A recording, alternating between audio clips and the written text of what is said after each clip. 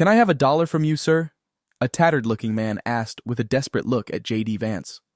JD removed more than $1 because he didn't have $1 in his wallet. He tried to hand over $100 to the homeless man, but when he looked up, he was met with a face he would never forget. Unexpectedly, he shouted, "How come?" Those who were passing by stopped when JD shouted. Everyone around wondered what made someone like JD scream in such a manner. This isn't possible. How did all these happen, and why did he end up this way? It wasn't supposed to be this way. Why is life unfair sometimes? These thoughts flooded JD's mind as he felt a sharp pain through his chest. For a while, he stood speechless and couldn't speak. Did JD know this homeless man from anywhere? Why was he shocked seeing him? What was their relationship? His response carried more weight than anyone expected. After a hectic day in the White House and office, JD decided to go to his mother's shop. The irony was that his mother owned a small shop where she usually sold food and gave the homeless food for free. According to her, that was her contribution to society. JD was uncomfortable with her business and even asked her to move to a more solid area to continue her business in a bigger shop. However, she was never interested. He knew that no matter what he said or did, nothing would make his mother leave this business or stop helping the homeless and needy, and every time it reminded him of his backstory. JD Vance's being a vice president was all thanks to his mother, although she was not his birth mother. He always said if he had to choose, he would choose her over his birth mother, who abandoned him years ago. JD was walking to her shop when he met the homeless man. "How come?" was what he said after the man asked for $1 and stretched forth to give him $100. How did his brother Marcel become a beggar on the street? Everything felt like a dream, and he wanted to wake up from it as soon as possible. Vance was the only son of his adopted mother, and JD was shocked seeing him on the street acting like a homeless beggar. Was he truly a homeless beggar, or was it all an act? Suddenly, it dawned on him that Marcel was just putting up an act to get through to his mother. He knew that somehow he might see her pass through that road. While still in thought, the memory of everything flashed through JD's mind, and he was filled with rage. He knew nothing would make him allow Marcel to see his mother after everything. He remembered everything his mother had been through and wasn't ready to ruin her day with bad memories by taking Marcel to her. He looked at Marcel with disdain and with a smirk asked, "When and how were you released?" The people watching the drama began murmuring as they all wondered what JD's question meant. "Are you not supposed to be in jail? You are supposed to be serving your term," JD added. At this point, more people gathered and the curiosity increased. JD was known for his benevolence. He was the president of the Peace Mission House. This house was in charge of people who had been granted amnesty from the United States government. They picked them and set them up so they wouldn't return to their old ways. So why would he not want to help this homeless man? Even if he was once a convict, does that not go against what he does? There were many questions on people's minds, but JD did not seem to care at that moment. The hate in his eyes was one that everyone could see. If lasers could come out of a person's eyes, a volcano would have fallen from JD's eyes. JD knew he could not let Marcel see his mother because it would be a bad experience. He concluded that there would be no reconciliation whatsoever. The pain he caused them was too much. With that, he took out his phone to make calls to see who had let the man out, but he knew he was in public, and this would just taint his image. With the looks on everyone's faces, it was obvious they already misinterpreted his action. He didn't want to worsen the situation. He sure was not going to let strangers put his life out on social media or make himself the talk of the town. The best thing to do now is walk away from the situation. I won't give anyone a piece of information that would backfire on me, JD thought, and started walking away. Marcel stopped him with one hand on his shoulder and shouted, "Please let me see my mother. I am dying. Let me see her for the last time." Everyone around was moved with compassion. They wished JD would let the poor man see his mother. Despite not having any idea what was going on, they just judged that JD had unjust custody of this man's mother and wanted to give him a hard time. Before JD could respond, a chant broke out, with people around him saying, "Let him see his mother. Do not deprive him of his last wish." JD suddenly felt sick to his bones. He could see behind the facade Marcel was putting on. Of course, Marcel decided to pull this stunt in public so that people around would see and pity him. He purposely wanted to make him look bad. JD looked at the crowd and knew there was no stopping them. If he didn't give in to their request, they would turn it into a riot, and he didn't want the minor issue to escalate into a riot on the streets of America on a Monday. He also knew the power of the press. In no time, the press would be at the scene to interview him, and that was the last thing he wanted. However, he also knew that to get the crowd to his side, he needed to use their emotions against them.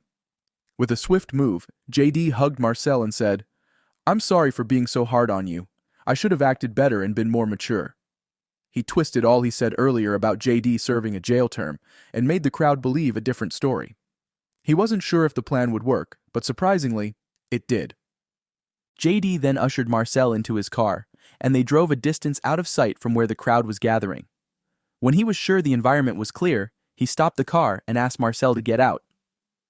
"Go down, young man. We both know I will never let you see my mother, not after everything you did."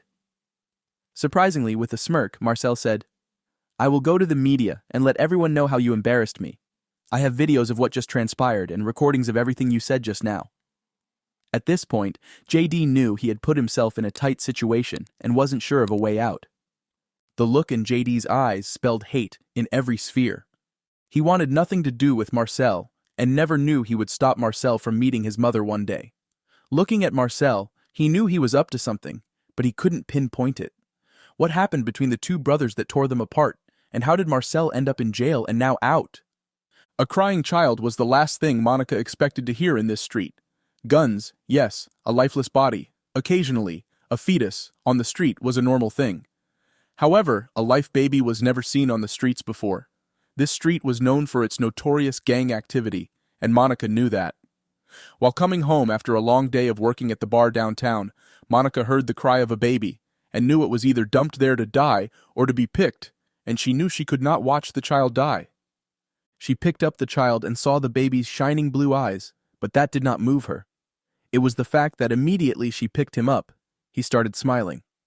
She thought, what could have made them drop such a beautiful baby boy? She knew the answer already. It had to be one of these homeless ladies who got pregnant out of wedlock. Not hesitating, she picked up the baby and took him home. Monica Vance was a single mother. Her husband had passed away 2 years back when her son was just a year old, and ever since then, she had to move to this suburban area and start life over again. She was a very hard-working and resilient woman who was content with whatever life had to offer. Monica knew she could not care for the child, but she was determined to work extra jobs and ensure this child grew well. She named the baby James David after her father and gave him her surname, hence the name JD Vance. When Marcel saw his mother with a child, he asked her whose baby that was, and she said, "He is our new baby and your younger brother." Marcel as a child was very unbothered about his younger brother. Growing up, Marcel moved with the wrong crowd. Monica always complained about how she was at fault for bringing her child to that environment. JD always had better grades and a better attitude, and Marcel was always compared to him. One time, Marcel told JD that Monica was not his mother and that he had been picked up from the street.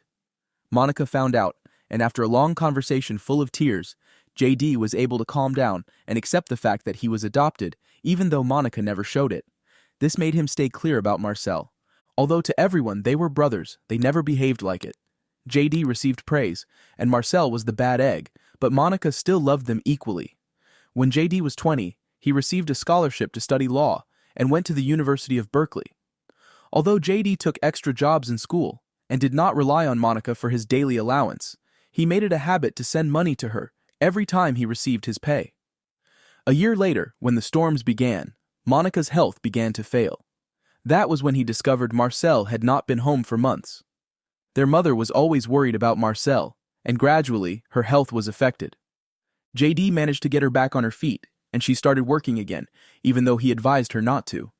2 months later, Monica called JD and said she was not eating well. That surprised JD because he knew Monica was very hardworking and always sent her money, so why wasn't she feeding properly? However, she was still his mother, so he continued sending her money each time she asked. The calls became too frequent, and JD knew something was wrong. During the breaks, JD usually looked around for menial jobs to sustain himself.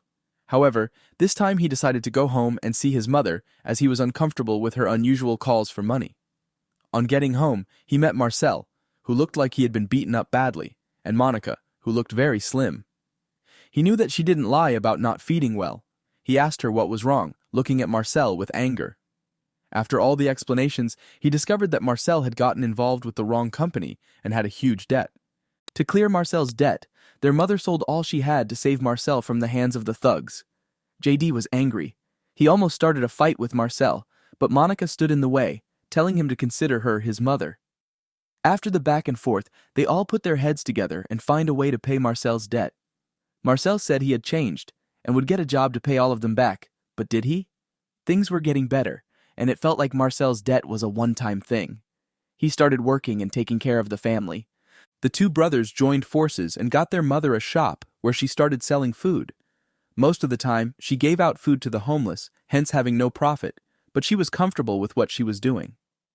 JD returned to school to write his final examinations, and his family attended his graduation. The family was complete, but what do they say about a leopard? It never changes its spots. That was what happened when JD started working full-time as a lawyer. After a court day, JD received a call that his mother had been shot. On getting to the hospital, he searched around for Marcel. Unfortunately, he was nowhere to be found. Monica underwent surgery and was stable. It was later discovered that a gang of armed men had come to the house looking for Marcel. Monica claimed he was not there, and they shot her to show Marcel they were not there for fun. What broke the camel's back was when they burned the house. All the memories in the house were gone, and Marcel was nowhere to be found. JD vowed never to forgive Marcel for this. After recovery, Monica was getting better, but mentally, she was going through a lot. Months passed. The light shone on them. One day, out of the blue, the police came in to arrest Monica, claiming her son Marcel, who was in police custody, said she was the one keeping all the illegal goods. Monica was in prison for 3 months, and during that period, JD fought tooth and nail to get her out. After trying hard, she was freed. His mother, who was so full of life, became a shadow of herself. Everything went dark for her, but after many years of struggle and with JD becoming successful in his career, she finally became herself, and JD would not let Marcel come back and steal the happiness and wealth she had acquired over the years. For a while, JD kept constant tabs on how Marcel was in prison and heard he was always visited by someone influential, so he knew he was up to no good. Now, he was face to face with Marcel, whom he had sworn to never allow back into their lives. This time, he was threatening to embarrass him on the media. JD was at a crossroads, helpless as they approached their mother's shop. He could see Marcel grinning from ear to ear and was sure he had a mischievous plan, so he told his driver to turn back and take them to his house. Of course, Marcel protested, but he made him understand that dropping the bombshell on Monica wouldn't do her good as she was hypertensive. He didn't want her to encounter another health failure. When they were far from the vicinity, JD ordered Marcel out of his car and the driver drove off. Marcel stood there with rage written all over him. JD felt he had outsmarted Marcel, but there was more coming. JD was in the office when his mother called him, and from the way she sounded, he knew Marcel had gotten to her. With a rush, he ran to the shop to get her out of his presence. When he arrived, he met a different scenario. He saw Marcel eating and their mom looking at her son with love. Oh no. He was so disappointed that his mother fell for Marcel's lies again. However, he knew Monica could never say no to her son. Of course, if he was in this same position, she would do the same for him. It wasn't from a place of jealousy, but from the fact that he knew Marcel had not changed. It felt like he was judging him, but he knew that Marcel was back for something, and this time he would be faster than him. After all, Marcel said he didn't have a home and would be staying with his mother. Like déjà vu, JD knew this was a facade. He couldn't protest because his mother was okay with the idea, so he set up security around the house. He returned to his house and was weary. He didn't want anything to happen to the woman that gave him a name and made him somebody that people could look up to now. He was deep in thought when he received a call from the security guard in charge of Monica's house, saying that Marcel had been seen taking his mother out. JD quickly dressed up and dashed out of the house. He called his mother, but there was no response. He was so scared and panicked. Hours later, his mother called him back, saying she went out with Marcel to get something at the store. JD was relieved, but asked her to be careful. JD didn't want to believe that his brother had changed. Leopards can't change their spots, was his mantra concerning Marcel. And if anything should happen again, he was sure Monica would not survive it.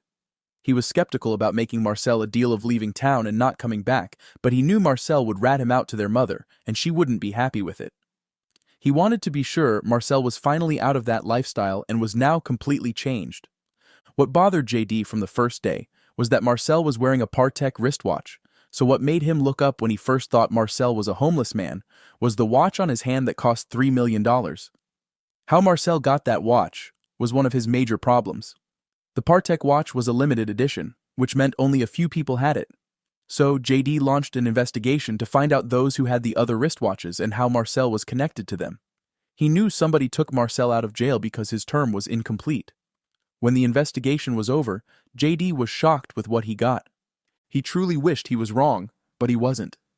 This time Marcel had done something that would be hard for him to forget, and he knew he had to get to Marcel as soon as possible. JD was so shaken and pained that he did not believe Marcel earlier. He was so shocked that everything happened without his knowledge. However, one question lingered. How and why did they not tell him about it? It was so painful that JD felt guilty that what happened to his mother was his fault. He thought he was protecting her, but he didn't know he was harming her instead. What pained him the most was that his mother knew about it, and she kept quiet for years. The truth was that Marcel was never a bad person. The Patek wristwatch belonged to the president, and Marcel was affiliated with him because he was the one who had the power to release a prisoner. But why did the president release Marcel, and how did it relate to JD? A few years back, when JD became a lawyer, he took a case for the president against one of the substance lords of the town. However, JD was not aware of who he was going against, so when Marcel discovered that his brother had gone against this very dangerous man, he had to be on the watch for their family. His mother being shot earlier was the dangerous man trying to pass a message to JD, not Marcel. Marcel was never involved with the BD people. As if JD could not be more broken, he discovered that the substances found in the house were supposed to be found in JD's possession as a way to frame him. However, Marcel took the fall for it. He wanted to keep his brother JD safe. That's why he went to jail. He knew that they would come back to arrest his mother, and no one could stand in the court or be her lawyer except JD. Throughout JD's life, he thought Marcel was a bad brother, not knowing all his brother did was for him. He could not process this information. He was hurt that they did not tell him. The president gave Marcel the Patek wristwatch as a gift for what he did for them. When JD went home, he saw his brother and hugged him. At that point, they knew that JD had discovered the truth. In tears, he asked why they kept it from him, and they said it was not the right time. He understood and asked for his brother's forgiveness. The three all ate as a family and had a reunion. What do you think about JD's family? How would you react if you discovered someone you thought was bad was taking a fall for you? Drop your thoughts in the comments. If you learned anything from this video, like, share, and subscribe to this channel. Also, turn on your notification bell for notifications about new videos. Before you go, watch the other videos on your screen. See you next time.